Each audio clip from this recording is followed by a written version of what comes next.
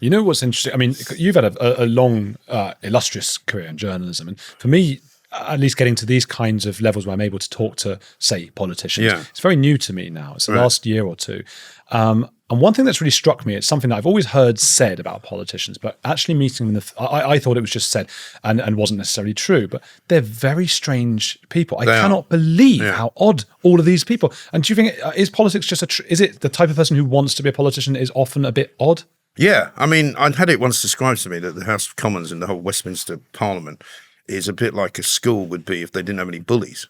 You know, which is quite an interesting way to look at it. You know, I'm not suggesting that bullies are things that should be good, you know, but it's a bit like all the nerds have kind of taken over and they're all running it and nobody gives them a slap for being a nerd, you know. And they just have very odd, strange interests. They have strange peccadillos. They're very, very awkward, a lot of them socially, particularly around women. If they're gay, they're very weird about it. You know, they're kind of not very good around boys. You know, they've got this kind of, I mean, Parliament was a terror. I mean, I don't know if it's any better now, but when I was down there a lot in 2019, we spent a lot of time down there because of Brexit and we were on the College Green every day. And so you were kind of enmeshed in going to the pubs around there. And it's just a very weird place, you know, because you've got these young kids who come in who kind of idolize the older politicians. And there's all kinds of sexual scandals and, you know, people doing terrible things to one another. And it's just a very odd place because they're all fascinated by what they do. Yeah. But in a funny sort of way, in a kind of a geeky way, you know? And very occasionally you meet someone who's actually brilliant and you go, actually, right, well, not every politician is a weirdo, but most of them are. Yeah. I mean, we had Liz Truss here and I actually really liked her. But I think, I don't know if she'd admit this, but I was going to say, even she would say, but she is a bit weird. She is. People they're all just a bit odd and robotic. Yeah, they really are. And they kind of, many of them are always on their guard all the time as well. You know, I've got to know quite a few, and so sometimes they'll relax a little bit, but they're still a bit jumpy about everything. And they, you know, particularly the ones who are in a position of power, they don't want to answer questions. I mean, if you ask a question, you expect the person to answer it. But these guys have spent years practicing not answering questions. Yeah. And they just, I don't know what they're frightened of. It was a weird, I recently on LBC and there was like Ian Dale was there and James Bloodworth, who I was he was an adversary of mine. Yeah, I know James, You're having a go at each other. But before and after, it's all, hey, mate, how you doing? Yeah. Nice to meet you, nice to see you and all that. Yeah. But then we also had a Labour politician. It's not fair, I mean, maybe to repeat, but or people can see who it was. Yeah. Just sort of odd and limp and just like, hello, and then bye-bye. Yeah. And nothing. Right. Yeah. No, weird. I think they are socially inept, a lot of them. And Starmer is more than most socially inept because you see him. I mean, there was some footage last week of him at a sort of a library where he was talking to some kids who were playing some instruments. And it was just really cringe making. You know, you want to leave the room when you're not even in it.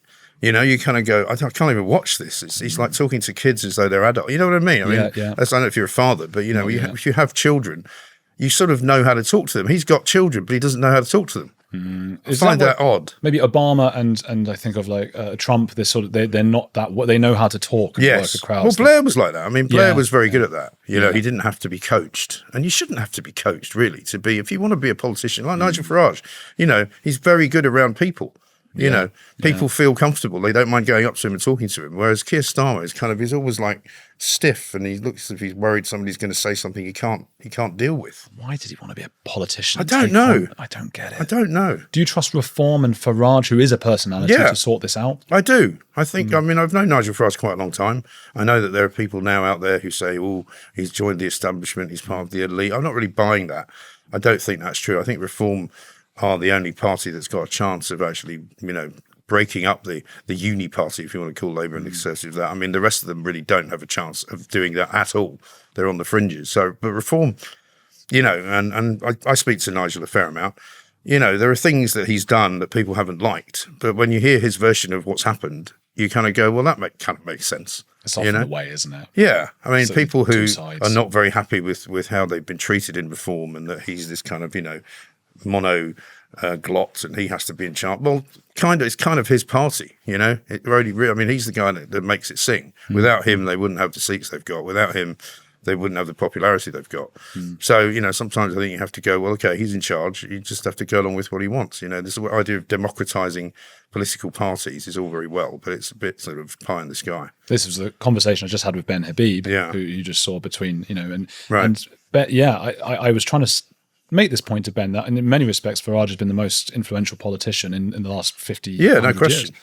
So, Does he disagree with that then? well, of course, that's why he started Advance, isn't Right. he? He's livid about Farage, and they're sort of enemies in that sense now. Right. But he said he sees Advance in some respects as a mechanism to keep Farage to the right or whatever. 91% watching Heretics clips are not subscribed.